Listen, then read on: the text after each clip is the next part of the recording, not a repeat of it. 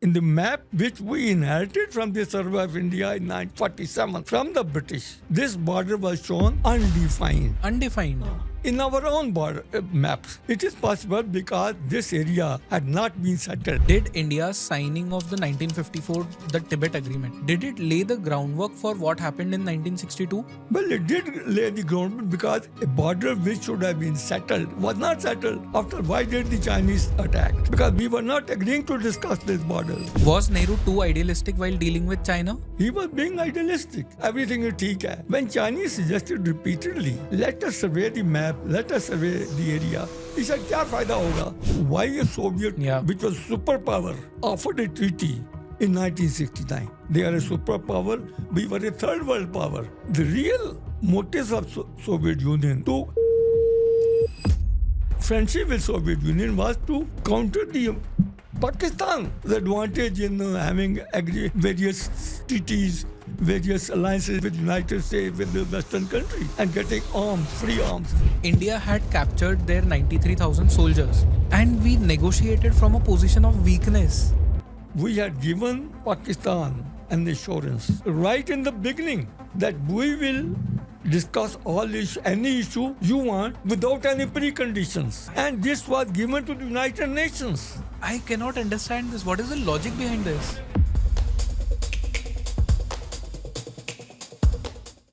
Namaste Jai Hind, my name is Jayesh Gangan and this is the J Report, a podcast for all your intellectual curiosities. In tonight's podcast, I'm speaking with Mr. Avtar Singh Bhasin, who has written this amazing book, Negotiating India's Landmark Agreements. In this particular book, Mr. Avtar Singh Bhasin has written about India's landmark agreements, namely the Indo-China Agreement on Tibet, Indo-Soviet Treaty of Peace, Friendship and Cooperation 1971, the Simla Agreement 1972, India-Sri Lanka Accord 1987, India-United States Civil Nuclear Energy Agreement 2008. We speak about all of these agreements and some of the things which Mr. Avtar Singh Bhasin told me on this podcast absolutely shook me. And these are those things which are going to shock you as well. Like, for example, the major blunders that were made by the Nehru government and Nehru himself while dealing with China on Tibet. Why exactly did the Soviet Union sign an agreement with India? As normal civilians, we never get to hear about these agreements or what happens behind the scenes while these agreements are getting signed. But Mr. Avtar Singh Bhasin has brought out all of those things for us civilians. Mr. Avtar Singh Bhasin retired as the head of History Division of Ministry of External Affairs after 30 years of service. And this book is a fruit of all of his efforts and the research work that he has done over the years. So if you're someone who is interested in geopolitics, or if you're someone who is interested in knowing the history of External Affairs Ministry, this podcast is just for you. So let's begin with this episode in 3, 2, 1.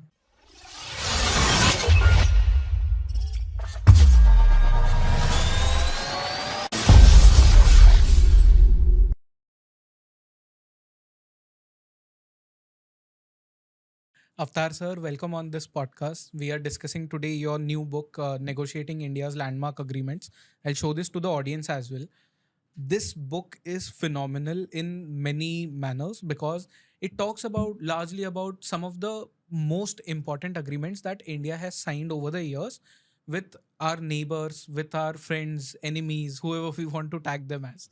Now, the first chapter of the book, it talks about the India, Tibet, China issue, and it talks about how the Panchasheel Agreement was signed in 1954.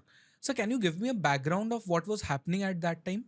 Yeah, there was a need for this agreement at that time because there were lots of problems in the working of our agencies in Tibet, in Lhasa. For instance, we had 2 trade agencies, permanent basis, one seasonal agency, we had a representative office, we had couriers facilities in rest houses, guest houses, we had a military detachment staying at Gansei, and and we were running post and telegraph offices. So our presence was in a big way. When China occupied Tibet in 1950, they wanted us to pack up. They did not want us to be controlling all this. Under old arrangements, yes, but not now. Now, what they did was they started creating problems for the working of our trade agencies, representative office, arresting people, snatching in the courier bags, and various other. Now, we made a mistake in 1952, August 1952, we had given a note to the Chinese government that in Tibet, there are certain issues to be decided. No, there were 7 issues mentioned in that note. Border was not mentioned. Border was not mentioned. That there is a need to settle the border was not mentioned. Only couriers, guest houses, post and telegraph, working of the trade agencies, and pilgrimage, these were mentioned. So Pandit Nehru, when wrote to Chou En-lai that let us discuss our facilities, he referred to this note of 2 August 1952. He is writing now on 1st September 1953, referring to note of 2 August 1952, that the issues to be settled in Tibet are as contained in our note of 2 August 1952. Chou En-lai said yes, and date was fixed for starting negotiation. These negotiations were started on 31st December 1953 in Beijing. Now, before this delegation went, they were given certain brief. The most important part of the brief was that you have not to discuss the border question. Okay. Don't mention border question. If Chinese want to discuss it, you tell them it is not important, let us not discuss it, let us discuss other things. We'll discuss it at the end. But if they insist on discussing the border question first, you can break negotiation, and that is all. These were the instructions which the delegation was given. Now, delegation went there, negotiation started. Border question Chinese also did not raise because they were not interested. At this stage, they were interested in getting us out. Unka border will be seen later. So that was the strategy. They never said it, but that was the strategy. Okay, let us discuss first of all those issues which are troubling us and which we can throw the Indians out of it. And these discussions went on for 4 long months. And finally an agreement was signed. Now this agreement, it was expected, would help us to function our institution better.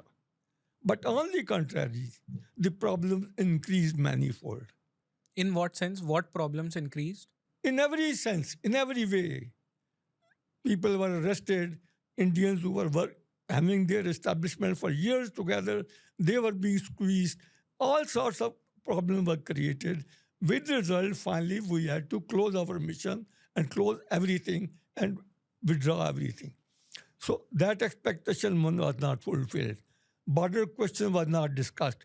Here it's important for me to tell you, when these discussions were going on in Beijing, Government of India, Ministry of External Affairs sent a telegram to the Ambassador Raghavan, who was heading our delegation, that please discuss the inclusion of 3 passes in the western sector, which is Excision area, in the agreement.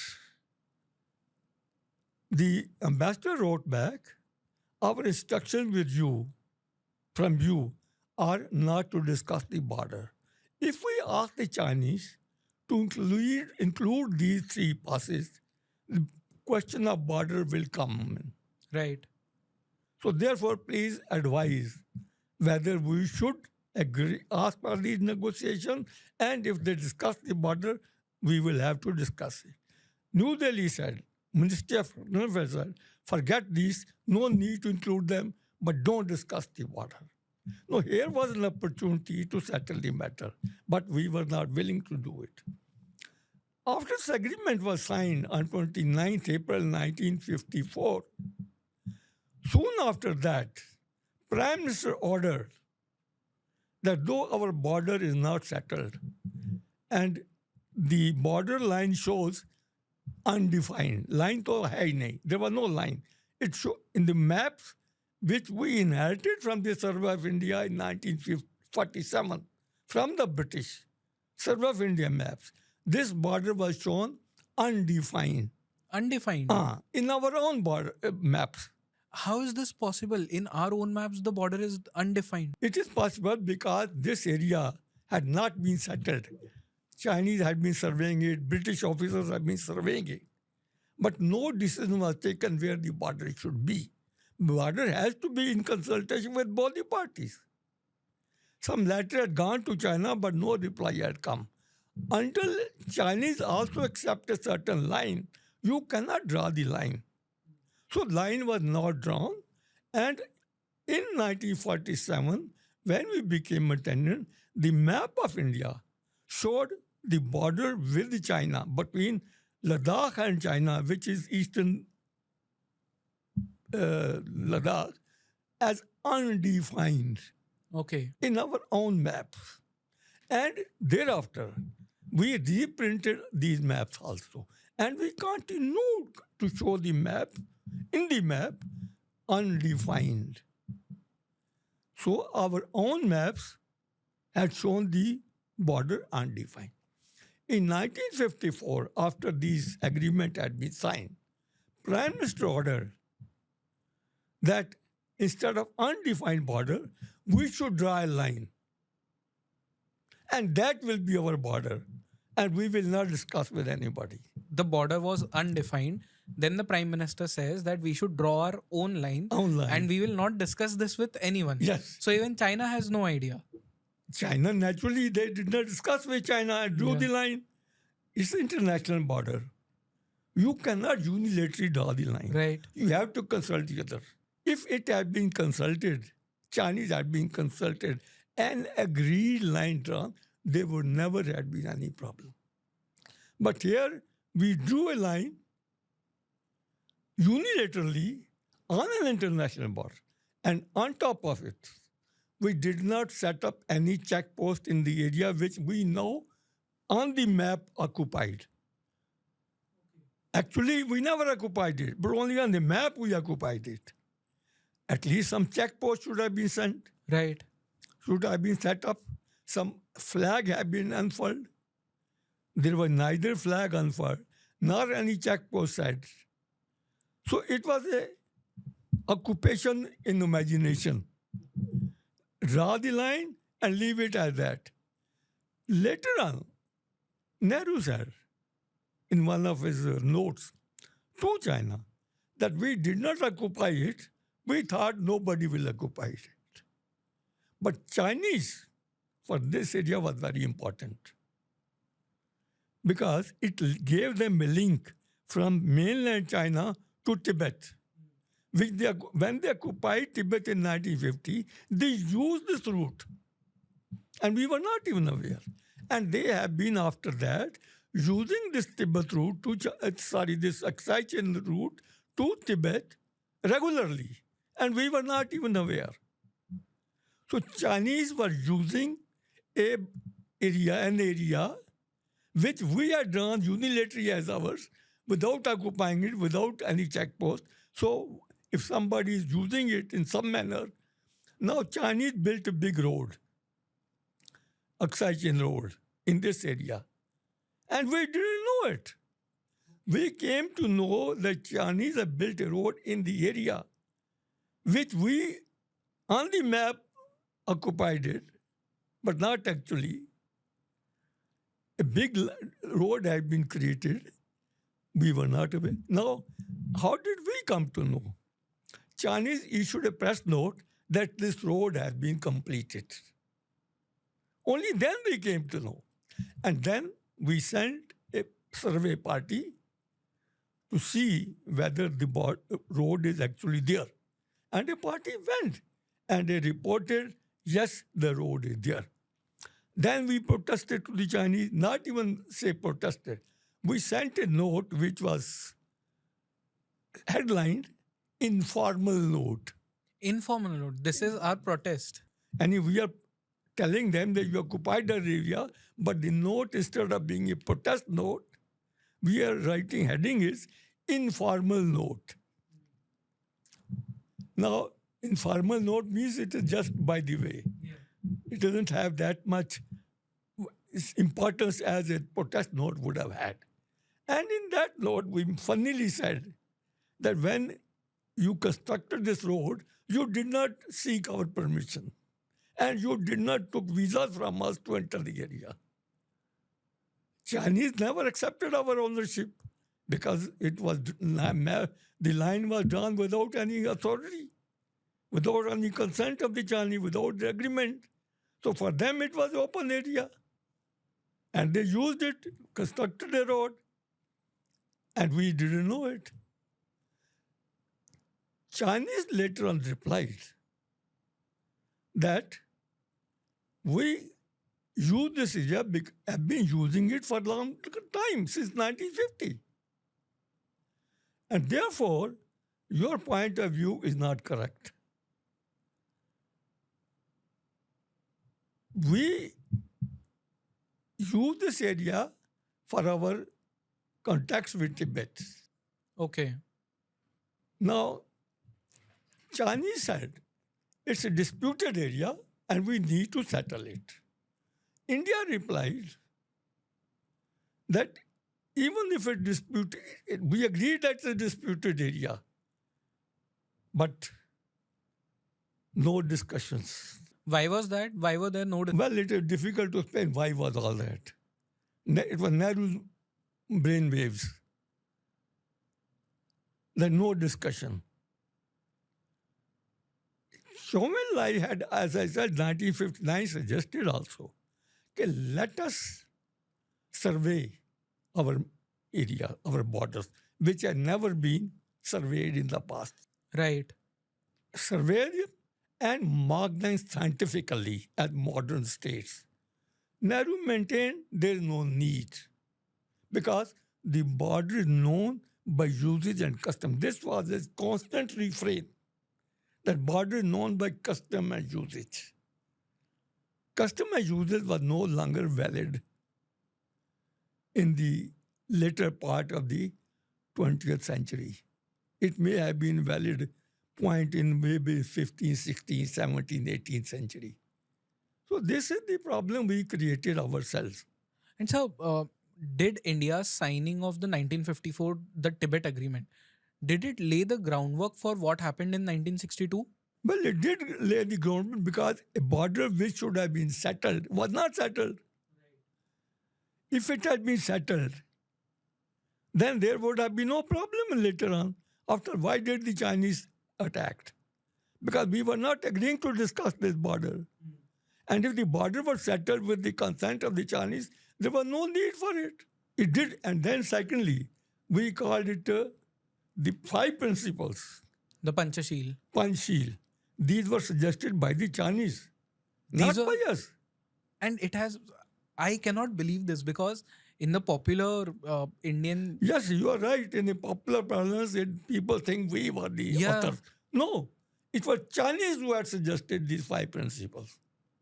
Okay. And at the end, it is Nehru who said, let us include in the agreement and make it a Panchsheel Agreement. Chinese were not keen. Okay.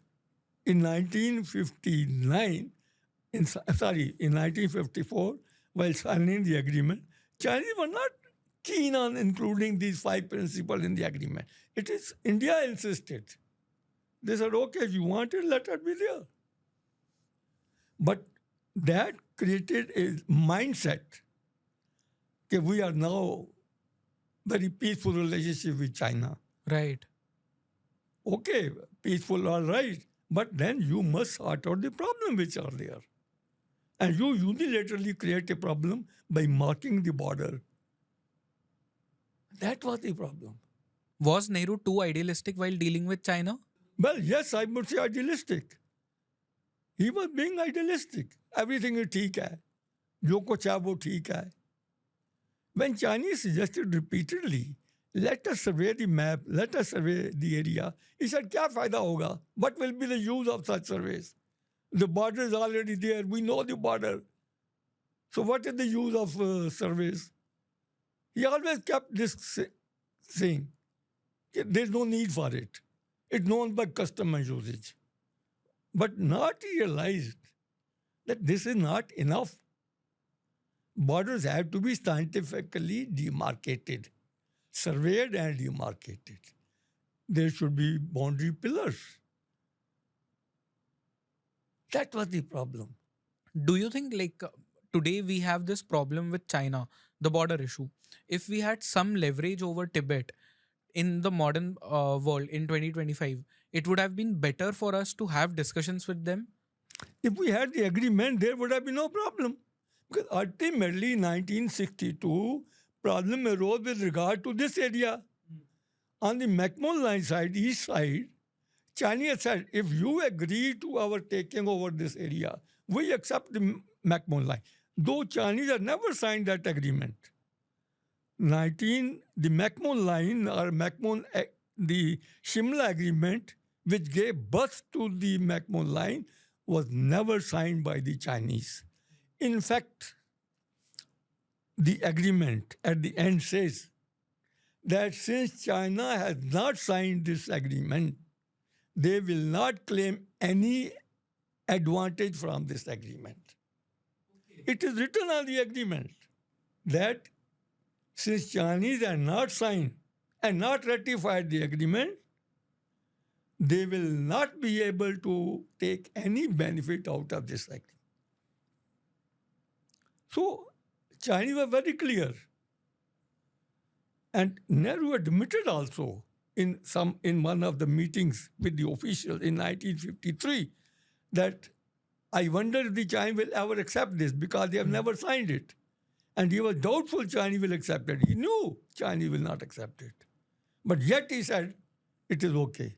We know this is the border, that is the border. The people around Nehru, what were they suggesting to him? Because we abandoned Tibet so easily. What answer can I give? But were there voices that were going against Nehru? There were no voices, but people were not aware what was happening.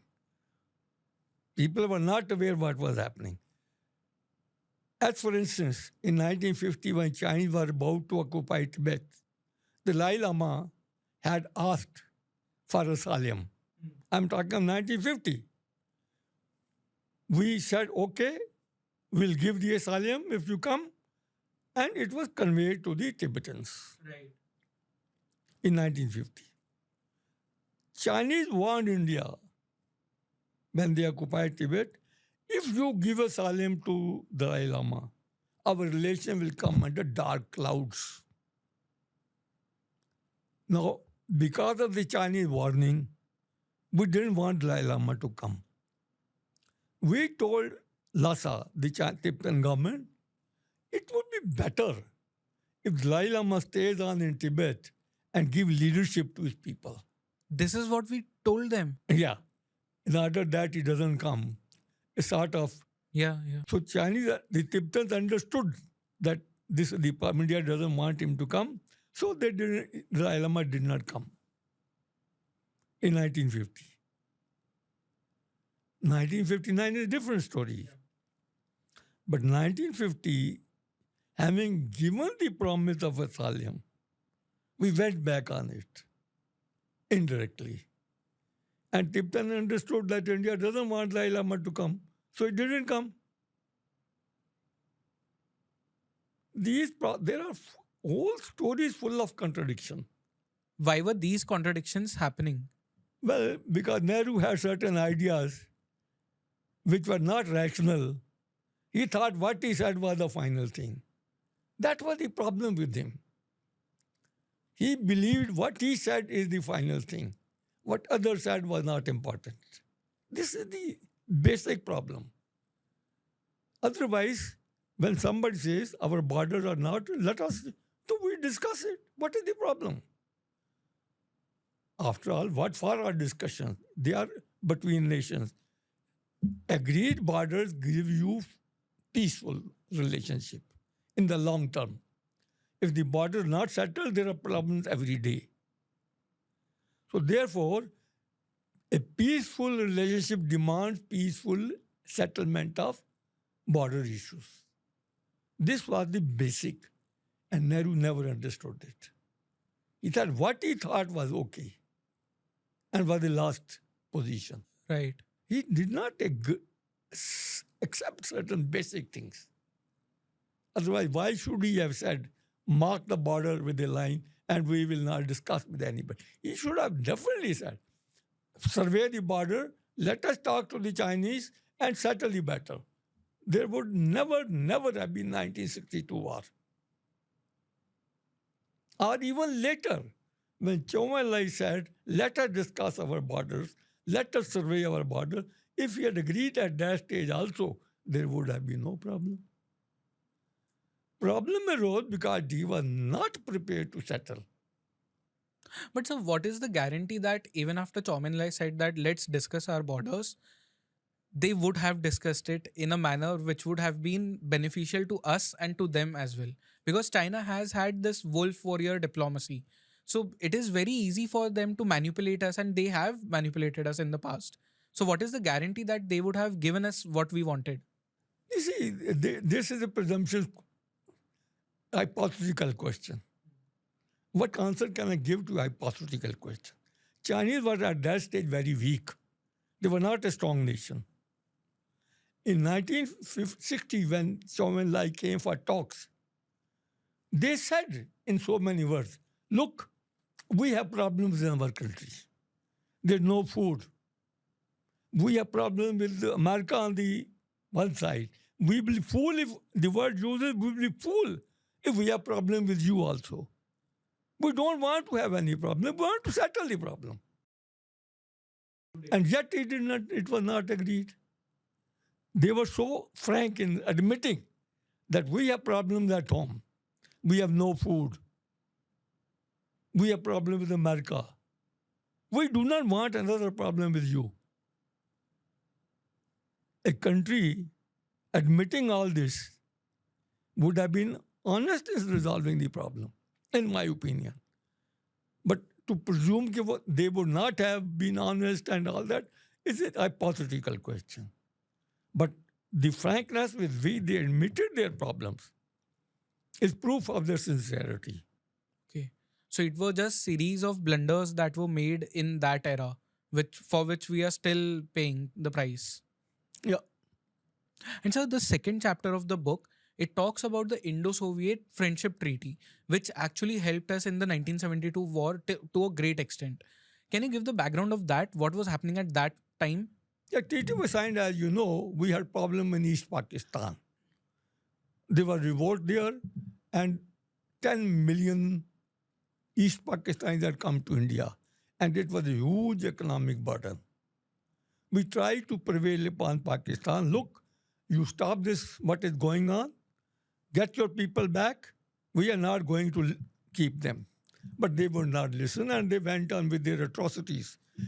And they had also even tied up with China, with United States and all that. That should there be war, they should be able to get help from these countries.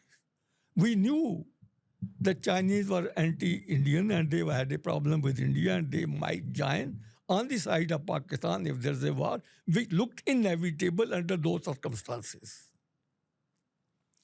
So therefore, we also wanted some sort of surety. Should China come to the aid of Pakistan, we should also have some sort of safety valve. Because if China also enters, then we have four fronts to fight on. East Pakistan, West Pakistan, with China on eastern sector and western sector. And we had not that capability at that stage to fight on all these fronts.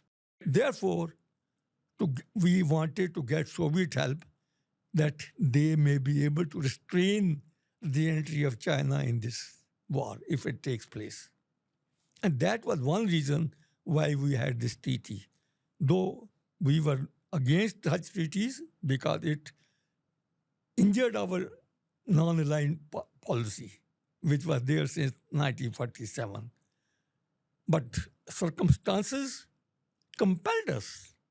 But the fact remains, this treaty was offered to India in 1969. 1969, and we signed in 1971.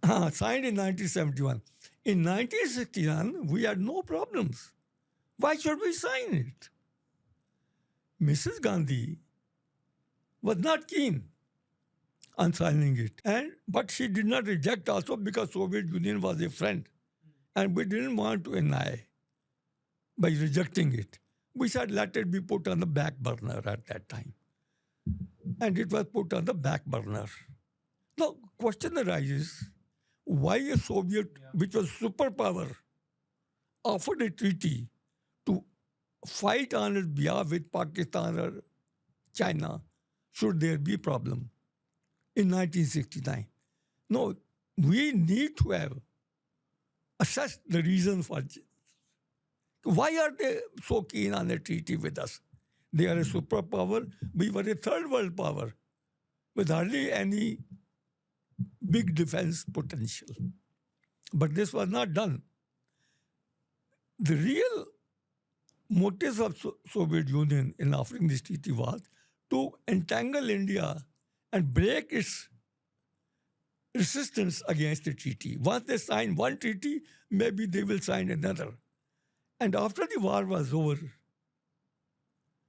when D.P. Dhar, who was earlier ambassador in Moscow, and this time he was chairman of the policy planning committee in the Ministry of External Affairs, along with Manik Shah, chief of the army staff, went to Moscow to get additional arms to replenish the war losses and some reserves. Now, at that stage, the Soviets insisted that we sign with them another treaty, specifically against China. So they wanted to bind us in an anti-China sort of front. D.P. Dhar said, we had signed a treaty only a few months ago. This was in February I'm talking of. Yeah. We had signed the treaty in August 1971. And this is February 72. Now, a few months earlier, we had a treaty. It is valid for 20 years. And therefore, if there's ever any problem, we will be there under our obligation. So what is the need for another treaty? Soviets said, no, you have to sign another treaty specifically against China. We were compelled to sign that treaty. We were being compelled to, but we did not. And since we did not, now the arms which we wanted to get from Soviets, they did not give.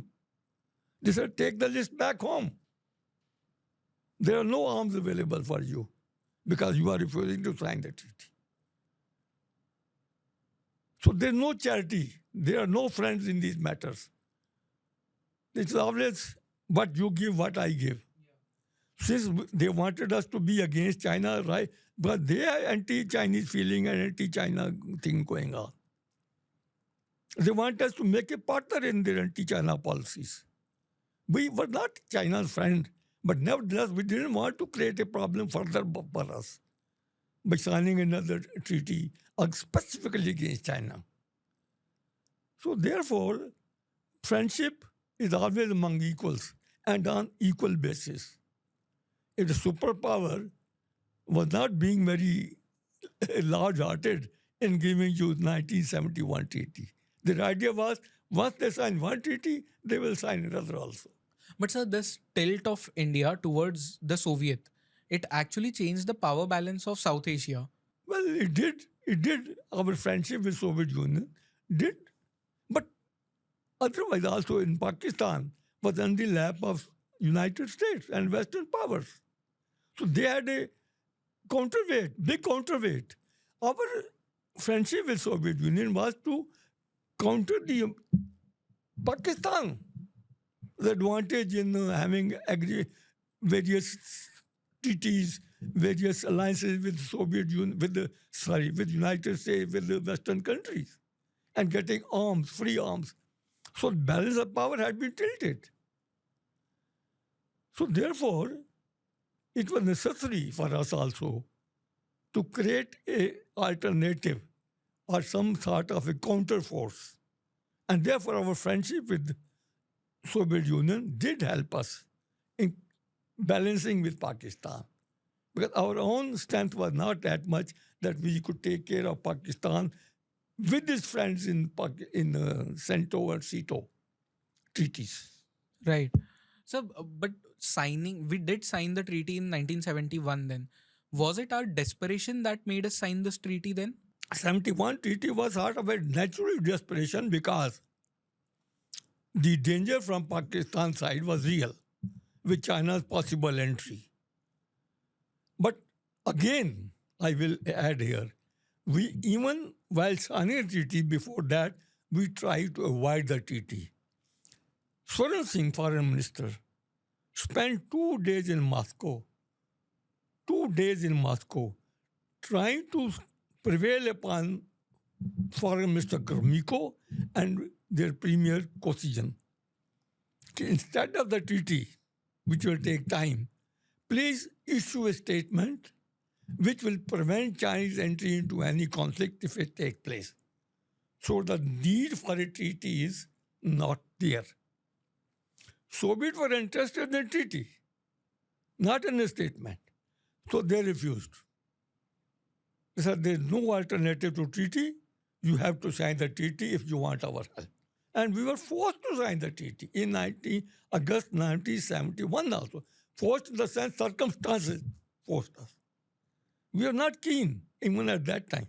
There are, in the international relations and in diplomacy, there are where, these But sir, do you think that without the help of the Soviet, we could have liberated Bangladesh at that time? well, it is difficult to say.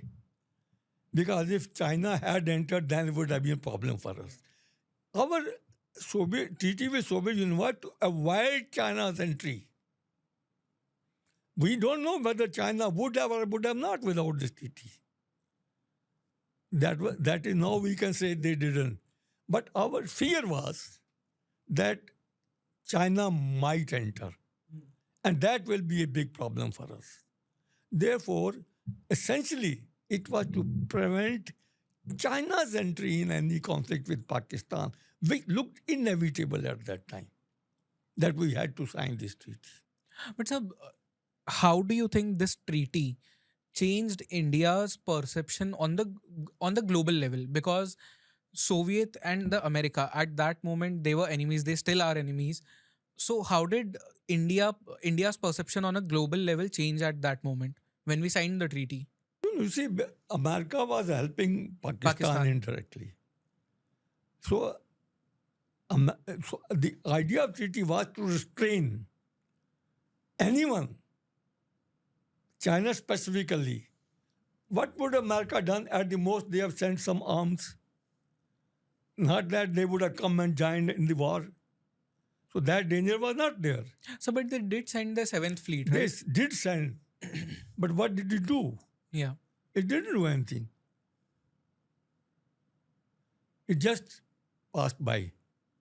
But whereas, given the background of 1962 and continued enmity of China against India, the Chinese entry was a possibility. And therefore, it had become necessary to counter the Chinese possibility with this through Soviet Union. So the third chapter of your book, it talks about something which is very important for the modern audiences to know. It talks about the 1972 Simla Agreement. And I've heard from a lot of experts, especially the defense experts, that India has won all the wars with Pakistan, but it has lost all the wars when it comes on the table, on the diplomatic table. So what exactly happened in Simla? Well, you see, during the talks, there was no agreement on any point, and the talks appeared failing. Bhutto was in a dilemma that if he goes empty-handed back home, it will be very difficult for him. So he sought last minute meeting with Gandhi, and real issue was at that time Kashmir. Right. Whether Kashmir issue should be settled now or postponed. We could have settled it at that point in the Simla Agreement. Well, it was our intention that now that we are settling the matters, let us after all, the reason why we were interested was always our war with with Pakistan had been on Kashmir issue. And therefore, unless we eliminate the cause of our differences which cause war, there will be no peace. So let us settle this matter once and for all. And Bhutto knew that if he gives in and settles the matter, what would have settlement? What we wanted was the LOC, the ceasefire line should become the border. You keep what you have, we keep what we have, and settle the matter. No, he knew that the country will not accept it. And if he caves in now, it will be surrender. And therefore, he will have difficulties back home. He wanted to postpone the matter of Kashmir. So, as the story goes, in the talk with Mrs. Gandhi on the last day, he gave her an assurance, verbal, that he will settle the matter on the ceasefire line, not now but later. He said he has to prepare his people to accept this solution. And therefore, at this moment, he cannot do it. Mrs. Gandhi accepted it. But why? Well, there are certain circumstances which makes you feel that if we don't have any agreement, then what will happen? The enmity will continue, problem will continue. So some settlement has to be there. For whatever reason, she thought fit to agree to this. And when she came out, she briefed her principal secretary, Aksar, and also one of the secretaries, P.N. Dhar, that whatever was talked. Now, as I said, Mrs. Gandhi and Bhutto's talk was verbal. No agreement on paper was made. It was verbal understanding.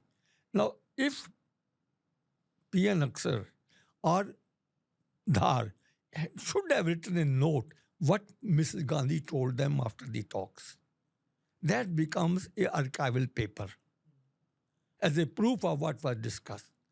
Because what is recorded then and there has certain sanctity.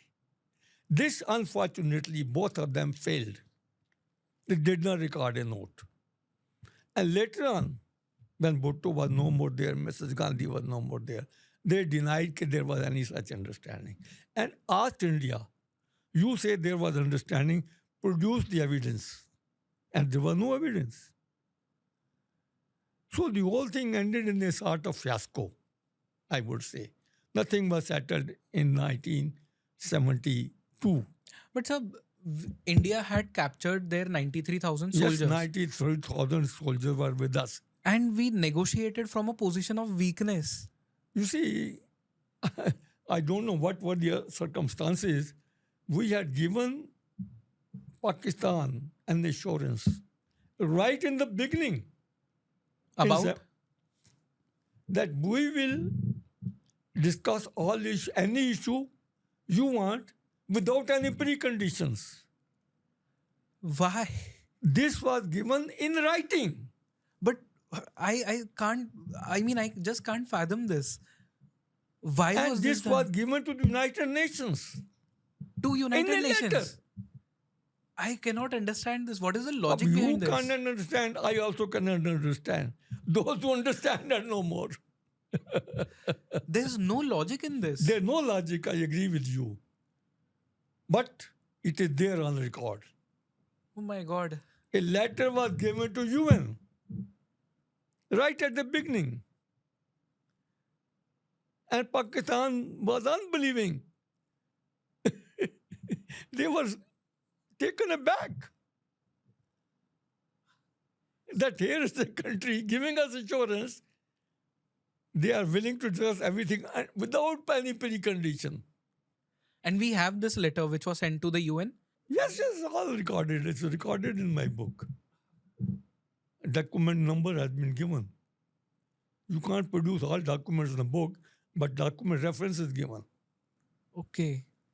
So there are various greatness shown by us, a very liberal approach to problems, which causes later. But I am surprised. If they had such understanding as they met on the night of 72, 2nd January 1972. Later on, Mrs. Gandhi wrote about 4 letters to Bhutto. And Bhutto was reneged from everything. And he said, he was saying, same old. Mrs. Gandhi never reminded him that you have told me this thing. And why are you not settling and why are you making such silly statements? She never mentioned anything. That is the problem. This is even more problematic. Yes. In those letters which she wrote after this, she never reminded Bhutto, and Bhutto was alive at that time, that you had made this promise to me. Why are you not fulfilling? Why are you making statement again, same type of which you may used to make in the past of plebiscite and this and that? This is surprising. This adds to the doubt whether there was such understanding. And Pakistan has flatly said, if you have a proof, show us. And there's no proof. I genuinely, sir, cannot understand what was the logic behind. Firstly, you lost everything in Simla. Then, after Bhutto has given you this reassurance, you do not remind him of his reassurances. This is a political blunder after blunder. I don't know what you call it, but these are the facts. And he had reassured Mrs. Gandhi. And after that, Pakistan has exported terror to our nation. Kargil happened after that. So moving on, after these blunders, which were made by consecutive prime ministers of India, one with China, one with Pakistan.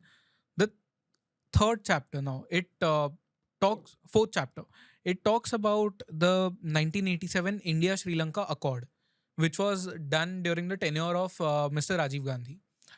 What was happening at that time? Because for my generation, all of the experts who talk about that time, they have portrayed this whole event as a big failure. Was it really a failure? You see, we had to understand, and which I think India failed to understand, that the Tamils were only 12% of the total population and the Sinhala were 74%. So Tamils had this feeling that they will be victimized in the country and their language and their culture will not prosper. They therefore were all the time anxious that their culture, their language, and etc. should be honored like the Sinhalas, Sinhalese language of the Sinhalas, who were 74%. When Sinhala was made, Sinhali language was made official language of the country, Tamil was not made. Because Tamil was spoken only by 12% Tamils who lived in a specific area of north and east provinces. In the rest of the country, it was all Sinhalas. So that problem was there, and therefore they agitated that they should have their language also the official language, which was accepted later, but at that time it was not. The Tamils also, in order to get equal status with the Sinhalas, created problems of another kind, and there were young elements who took to terrorism, militancy, and for militancy, next step is terrorism. LTT, which was the biggest organization of the militants, there were several, but LTT was the biggest. And we started helping the LTTE in the sense giving them arms, giving them training in India, allow them the use of our territory to mount attacks on Sri Lanka. This was done by Mrs. Gandhi, and after that continued by Rajiv Gandhi. Now, the LTT, but since India has intervened and they will talk to Sri Lankan government and come to some settlement, some agreement. But whatever agreement or settlement, one can't call it agreement, but some settlement was accepted. And when it was put to the Tamils, they would reject it because their only aim was freedom. Elam. In Tamil, they said Elam. Elam means independence, which they were not willing to give. After Sri Lanka, why would give a Elam? Second problem was as I said, there were two provinces, East and West, which were the homeland or they were occupied by the Tamils. They wanted unification of the two provinces to create a homeland. They use the word homeland. So this concept of homeland is repugnant to the very idea of a nation state. You can't have a homeland within the state. You want promotion of your language, fine. You want promotion certain rights, fine. But to say unite these two provinces to create a homeland, is the entire country's homeland. So that created another problem. And it went on like that, and their terrorism was at its peak and all that. Finally, Sri Lanka felt that without involving India actively, this problem cannot be solved by them because the army was not strong enough. And the Tamils were very strong. They were what you call them, they were ready for do and die business. Army never do and die. Army fights under a certain system and not do and die. Whereas they were prepared for do and die. So therefore they were always able to prevail upon the Sri Lankan army. Therefore, the India, in order to help them, did its best but would not help. Now, Sri Lanka found that without Indian support, they cannot solve this problem. And they wanted to involve India. India agreed, and the agreement was signed in July 1987. That India will, now what is the crux of the matter in this? That India will disarm the LTT. And if they don't voluntarily, India army will be used. Indian army will be used to disarm. And this is at a time where LTT is also gaining support in India from the southern states of India. Yeah, Tamils were always supporting them. It was one of the reasons why government of India was also trying to help them in solving their problems. Helping to solve their problem is one thing. But giving them support in terrorist activities or in armed conflict is another thing. Earlier, India was intervening with the Sri Lankan government to get a solution. And those solutions, whichever they were able to negotiate with the Sri Lankan government, was always rejected by the Tamils.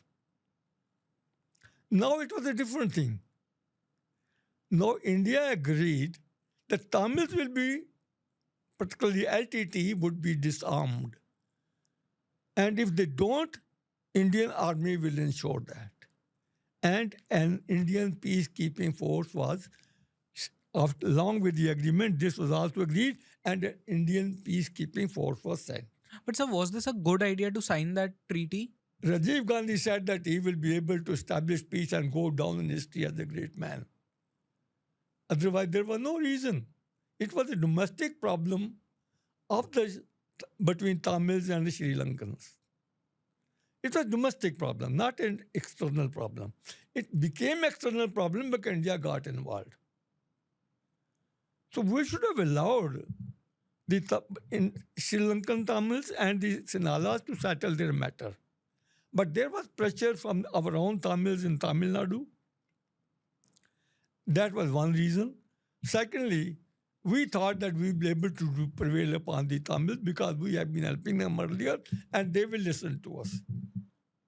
But when this agreement was made, they refused. They said, no, we will not give up our arms. And that created a problem that ultimately army was used and it became war between the Indian army and the LTT. And finally, LTT created further problem. What they did was, they made peace with the Sri Lankan government, with president of the island. Okay, let us, we are citizens of the same country. Let us make peace, live like friends, so that this outsiders who have come here, they are go away. It was a strategy to throw the Indian army out. It was not they were sincerely doing it. And the president agreed. And they started talking. Now the Sri Lankan said, there's a peace among us, so why are you there? Please go. Now India having gone would not come back like that unless the whole thing was settled. So it created an unnecessary problem between India and Sri Lanka, in which at the end, finally, Indian army had to leave without accomplishing its mission, without LTT surrendering arms. Finally, it is the Sri Lankan government army, with the help of other countries, was able to defeat the LTT. And now the problem, original problem, is still there. It is not settled. But since the LTT has been defeated badly, they have no other choice, so they are subdued, living quietly.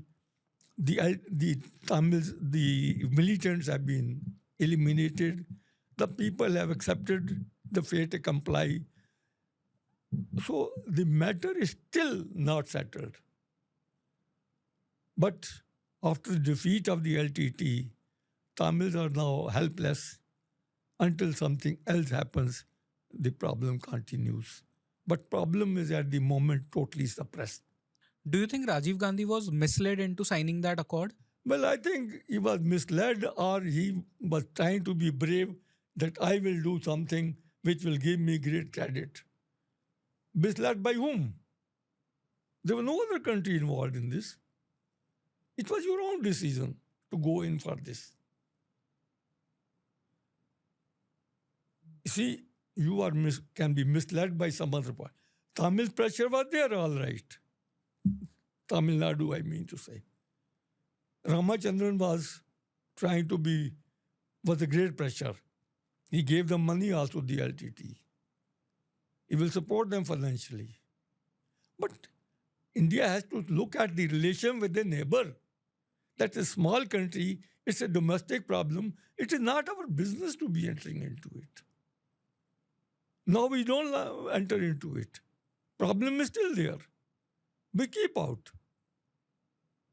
Abhi ek Disanaiki had come, we didn't talk about it. We no longer talk about it. It is for them to settle their problem. So moving on, the fifth chapter of your book, it talks about something which is important in the recent past of our country. And this is a deal which actually helped India a lot, or it could also be a strategic trap. Now, we'll be discussing that. So, the fifth chapter, it talks about the 2008 India US nuclear deal. According to you, was this a diplomatic win or a strategic trap? This was both a diplomatic victory as well as a strategic victory. How? Look, we had been deprived of nuclear help or what you call technology since 1974 when we made our first test. We had not signed the NPT, Nuclear Non-Proliferation Treaty, because we said it discriminatory.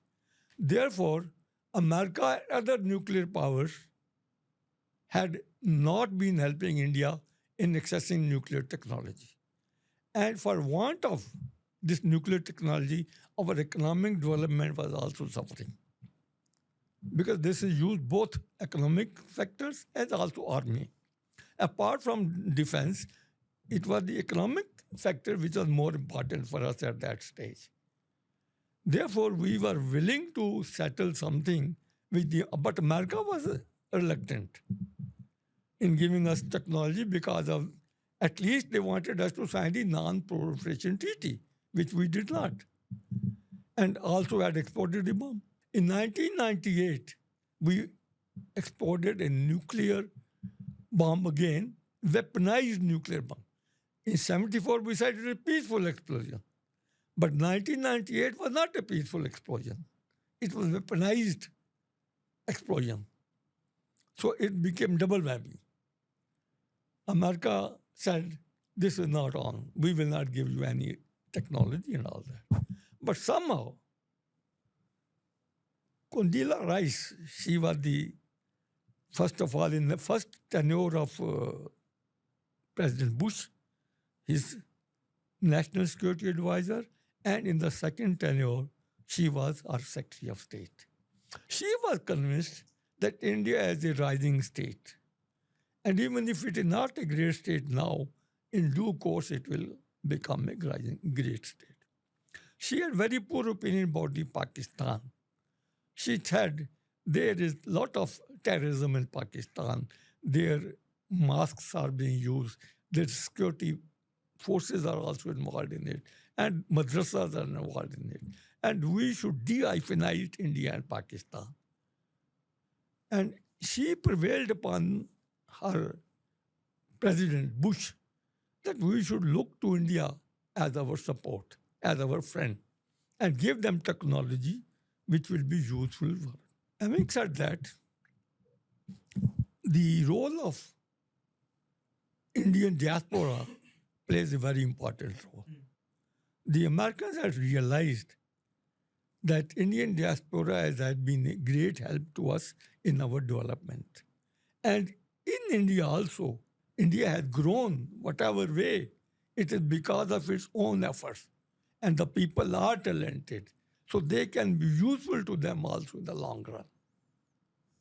When these feelings came, then America gradually started opening up and felt that some technology must be shared. And then in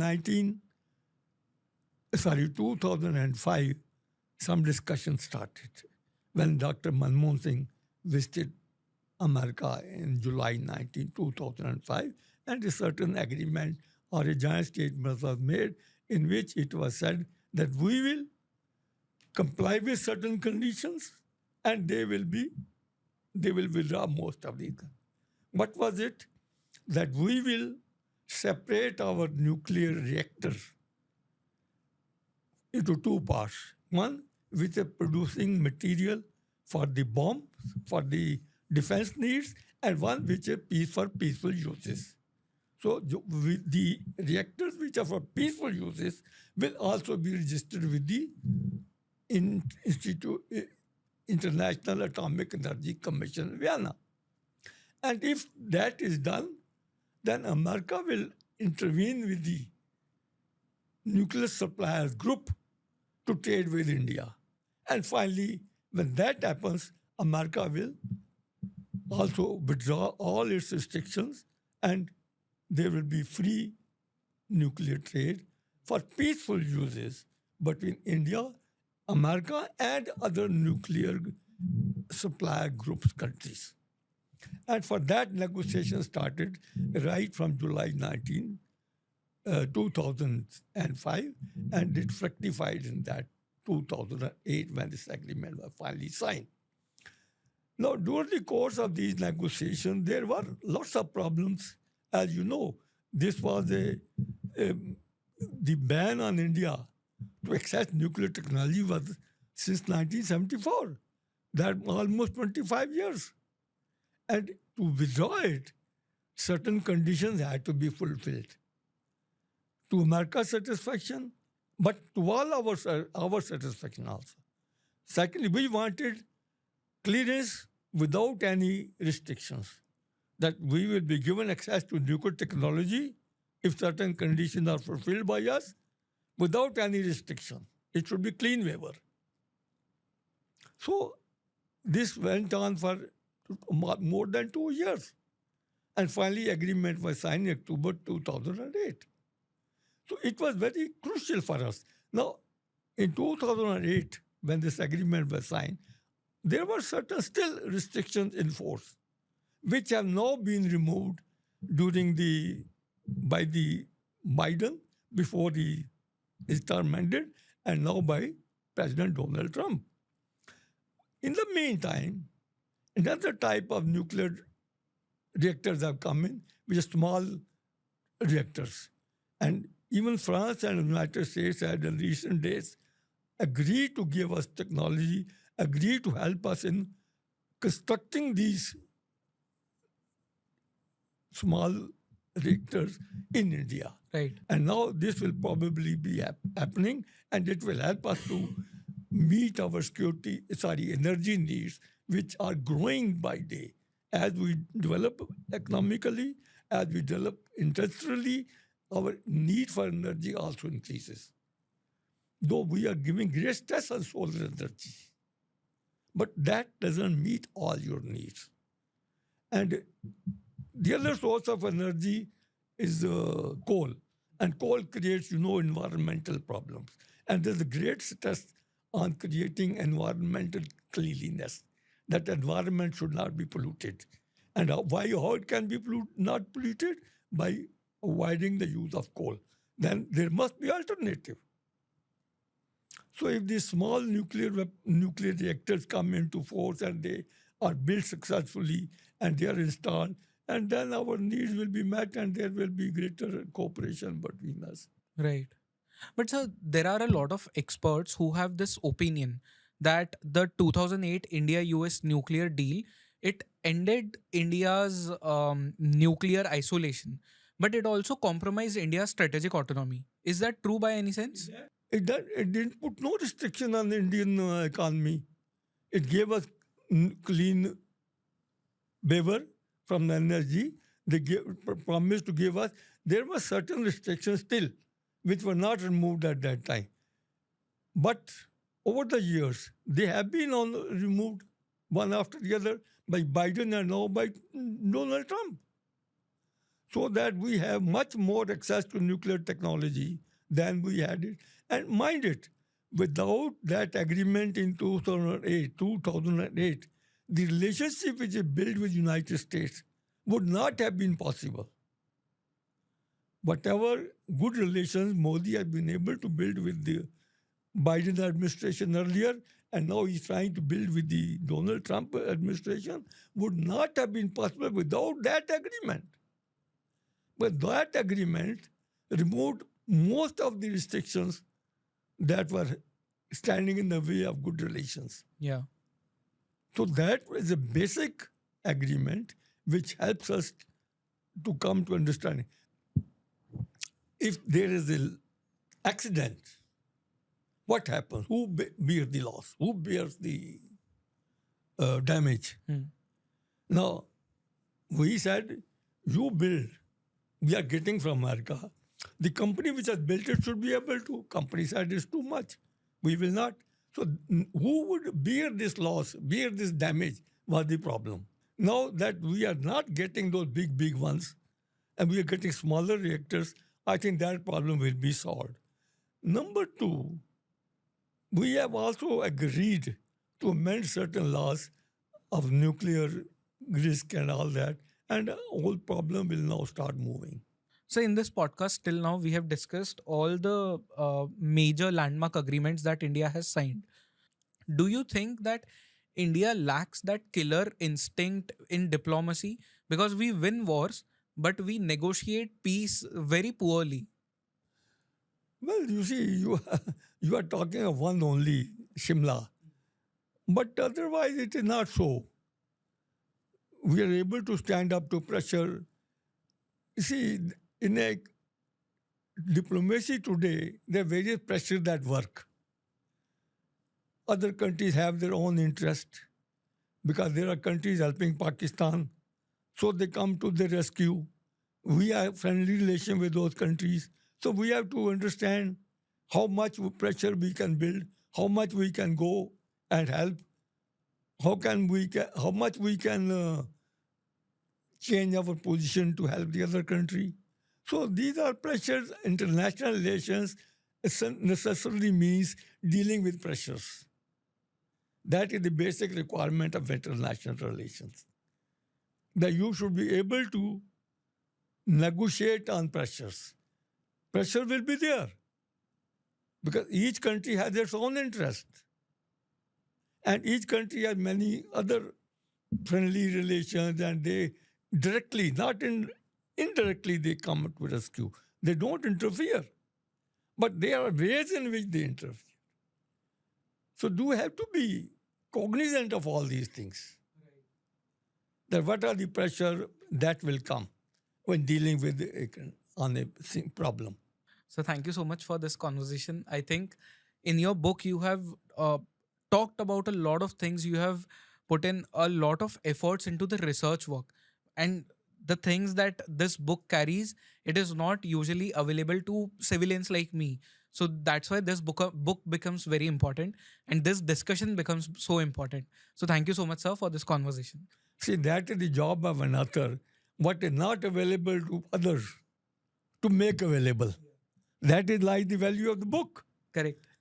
If I had just put a few things here and there, it would not. I have tried to do a lot of research, access lot of material, which is the essence of the research. And that has made the book worthwhile. Otherwise, it would have been an ordinary book which I have gone unnoticed.